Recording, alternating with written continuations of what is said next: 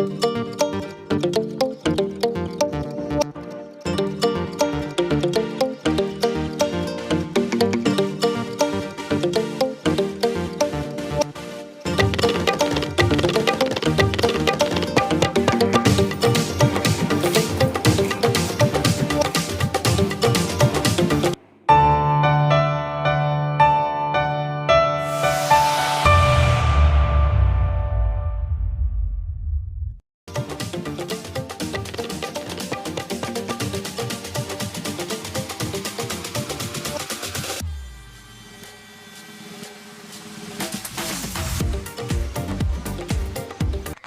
Friends, welcome back to my channel my sweet house. My sweet house அன்பர்கள் அனைவருக்கும் என்னுடைய இனிமையான வணக்கம்.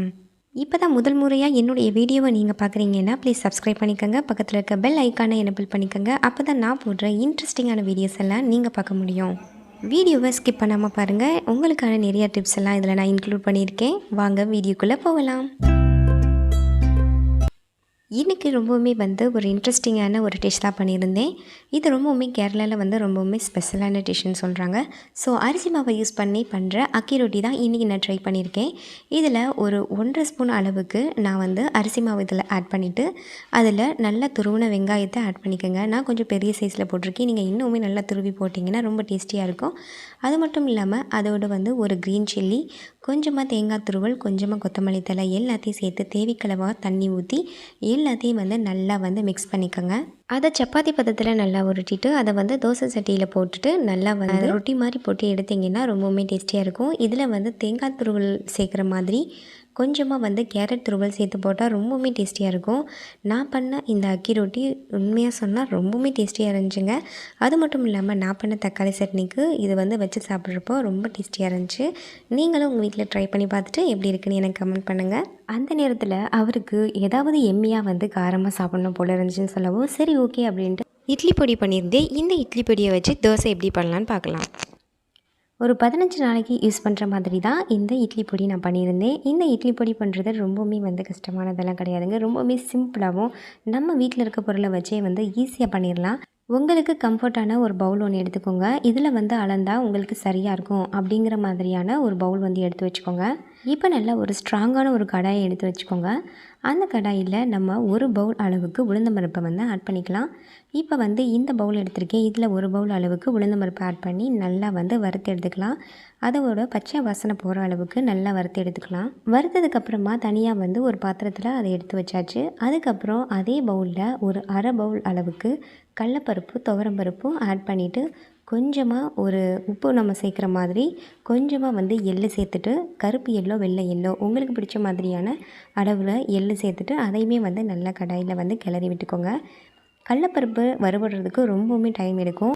அதனால் அதை நல்லா வறுத்துட்டு கொஞ்சமாக பிளாக் ஷேட் வர மாதிரி நல்லா வறுத்து எடுத்துக்கோங்க. இந்த மாதிரி இருந்துச்சுன்னா ஓகே.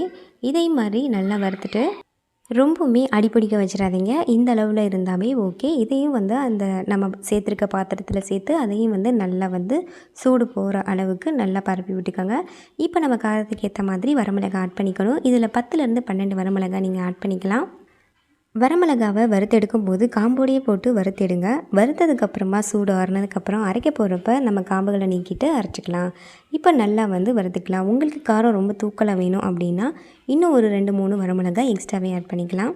ஃபைனலாக எல்லாமே வறுத்தாச்சு. இப்போ நம்ம அந்த பாத்திரத்தில் போட்டு அதையுமே நல்லா சூடு ஆற வைக்கலாம். இப்போ எல்லாத்தையும் எடுத்து வச்சிட்டோம். இப்போ நம்ம எடுத்து வச்சுருக்க உளுந்தம்பருப்பு, கடலைப்பருப்பு, அதோடு துவரம்பருப்பு, அதுக்கப்புறம் கொஞ்சமாக எள்ளு, வரமிளகாய் எல்லாத்தையும் சூடு பறக்க நல்லா ஆற விட்டுக்கலாம். இப்போ நம்ம இதுக்கு தேவைக்கான அளவு உப்பு இதில் ஆட் பண்ணணும். இப்போ இதில் தேவைக்கான அளவு உப்பு ஆட் பண்ணுறப்போ ரொம்பவுமே முக்கியமான ஒரு பொருளை நான் ஆட் பண்ண போகிறேன். அந்த பொருள் வேறு எதுவும் இல்லைங்க, பெருங்காயத்தூள் நம்ம இதில் ஆட் பண்ணணும்.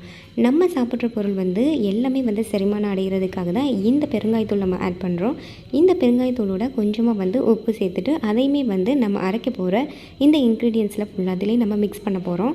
இப்போ முதல்ல நம்ம எதை நம்ம அரைக்கணும் அப்படின்னா வரமிளகாவை தான் அரைக்க போகிறோம். வரமிளகாவோட பெருங்காயத்தூளை ஆட் பண்ணிவிட்டு ஃபஸ்ட்டு மிக்ஸி ஜாரில் அரைச்சி எடுத்துக்கணும்.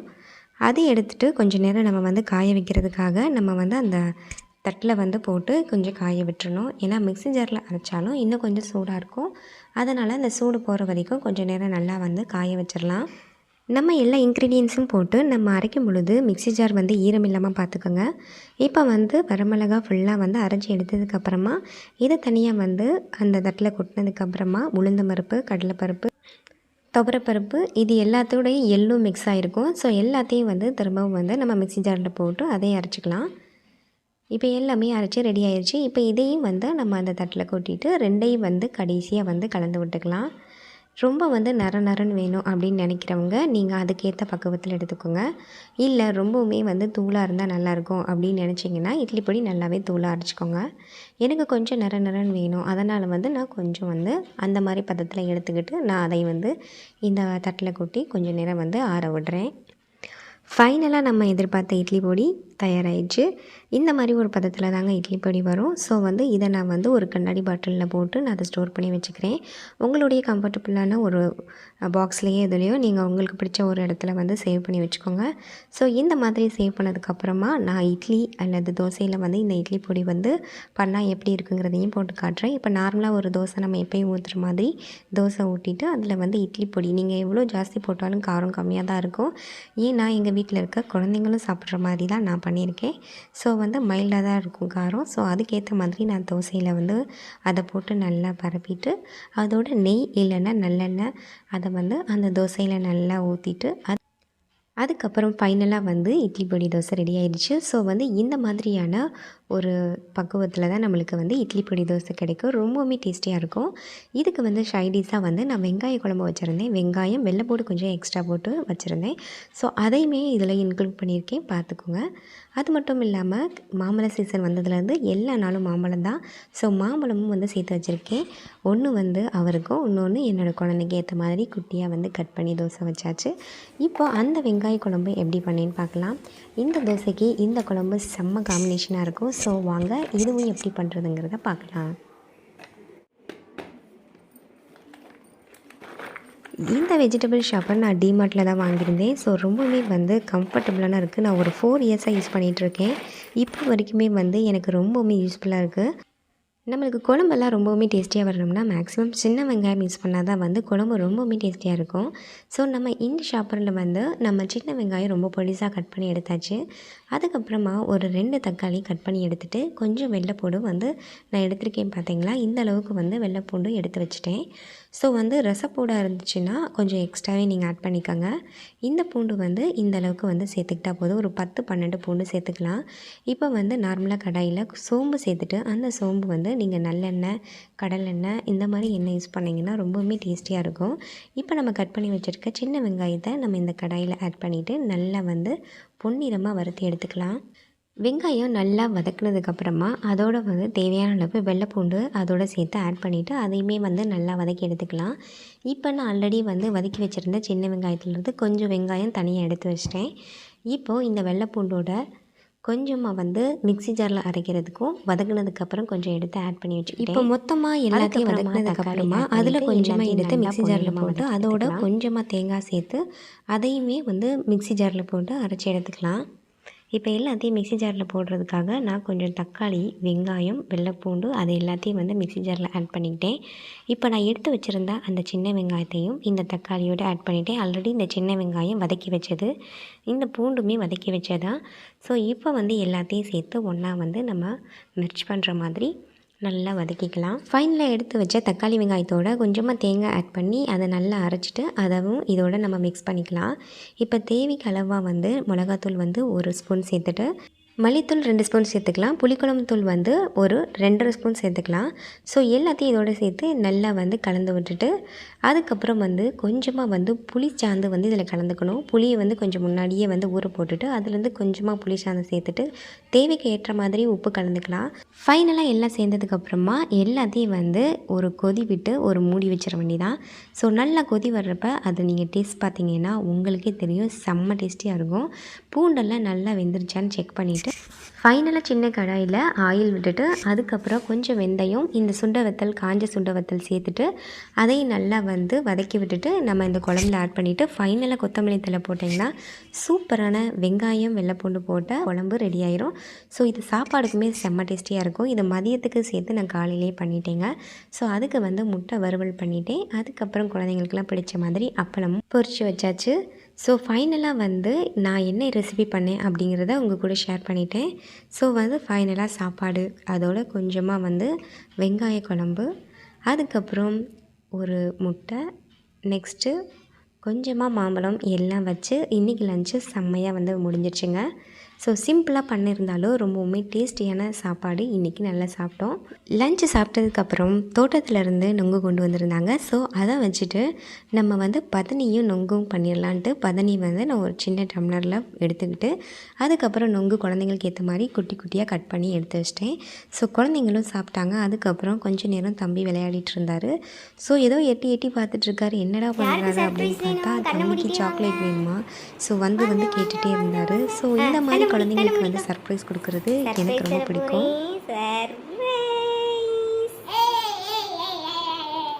தரவா மம்மி?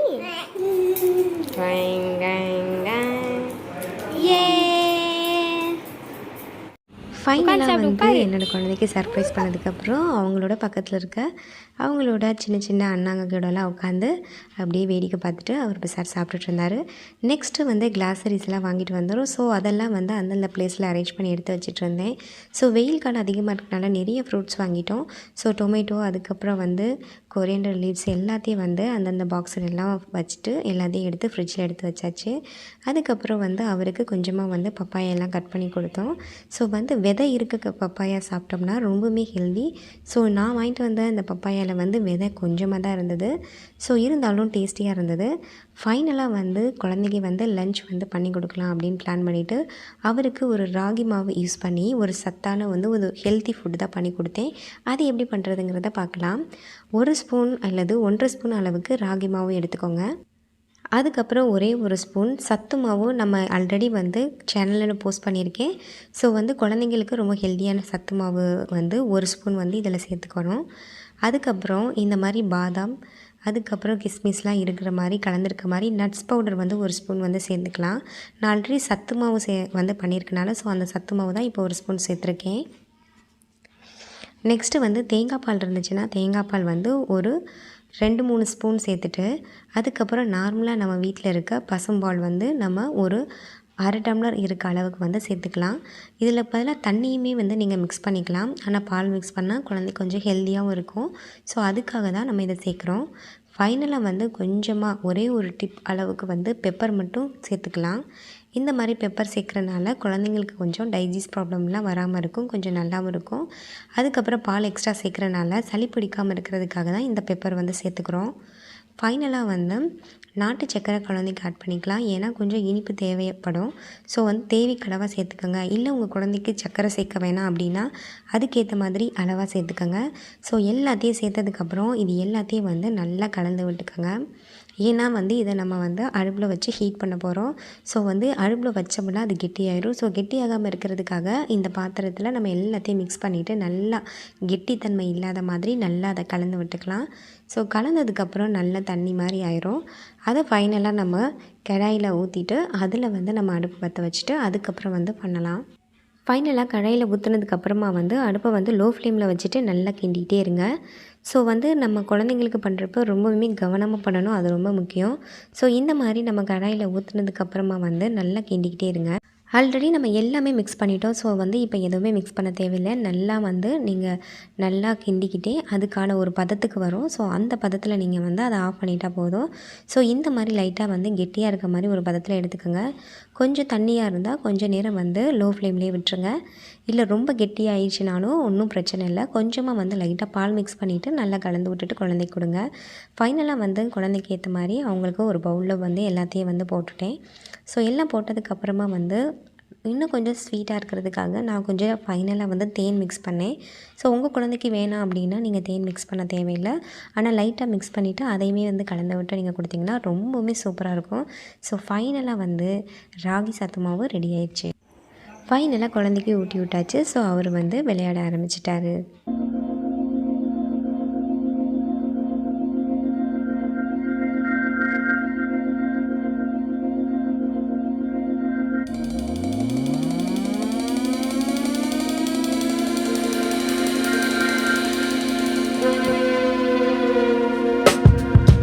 குழந்தைங்க கூட ஜாலியாக விளையாண்டதுக்கப்புறமா வந்து என்னோடய ரெகுலர் வேலையை ஆரம்பிச்சிட்டேன். ஸோ வந்து நான் கொஞ்சம் பெப்பர்லாம் தீர்ந்துருச்சு. ஸோ பெப்பர் கொஞ்சம் அரைச்சி வச்சுக்கலாம் அப்படின்ட்டு மிளகு மட்டும் போட்டு நான் கொஞ்சம் அரைச்சி ஸ்டோர் பண்ணி வச்சுட்ருந்தேன். நான் எந்த வேலை செஞ்சாலும் என் கூடயே வந்து என்னோடய சின்ன குழந்தை வந்து விளையாடிட்டே இருப்பார். ஸோ நான் எல்லாத்தையும் மிக்சியில் போட்டு ரெடி பண்ணி வைக்க அவர் தான் மிக்ஸி ஓட்டிகிட்டு இருந்தார். ஸோ ரொம்பவுமே வந்து அவர் இந்த மாதிரி மிக்ஸி சவுண்டு கேட்டு ரொம்பவுமே எக்ஸைட்டடாக வந்து ஃபீல் பண்ணுவார். ஸோ ஃபைனலாக வந்து எல்லா வேலையும் ஓரளவுக்கு முடிஞ்சிருச்சு. மிளகுத்தூள் அரைச்சதுக்கப்புறம் ஃபைனலாக அந்தந்த பாக்ஸில் வந்து நான் போட்டு ஸ்டோர் பண்ணி வச்சுக்கிட்டேன். ஸோ இப்படி தான் வந்து அடுத்தடுத்து என்னோடய ரெகுலர் வேலை வந்து அப்படியே நடந்துகிட்டே இருந்துச்சு. ஸோ இவ்வளோ நேரம் வந்து என்னோடய வீடியோவை பொறுமையாக பார்த்த அவங்க எல்லாருக்கும் ரொம்ப ரொம்ப நன்றி. என்னோடய வீடியோ கண்டிப்பாக வந்து உங்களுக்கு ரொம்ப இன்ட்ரெஸ்டிங்காக இருந்திருக்கும், அதே நேரத்தில் ரொம்ப யூஸ்ஃபுல்லாகவும் இருந்திருக்கும் அப்படின்னு நான் நம்புகிறேன். என்னோடய வீடியோவை சப்ஸ்கிரைப் பண்ணாமல் பார்த்துட்டு இருந்தீங்கன்னா ப்ளீஸ் சப்ஸ்கிரைப் பண்ணிக்கோங்க. என்னோடய வீடியோ ரொம்ப பிடிச்சிருந்துச்சின்னா ப்ளீஸ் லைக் பண்ணிக்கோங்க, ஷேர் பண்ணிக்கோங்க. உங்களுக்கு ஏதாவது டவுட் இருந்தால் கமெண்ட் பண்ணுங்கள். இதே மாதிரியான இன்ட்ரெஸ்டிங்கான வீடியோஸில் நெக்ஸ்ட்டு உங்களை பார்க்குறேன். Please subscribe, keep support. Thanks for வாட்சிங்.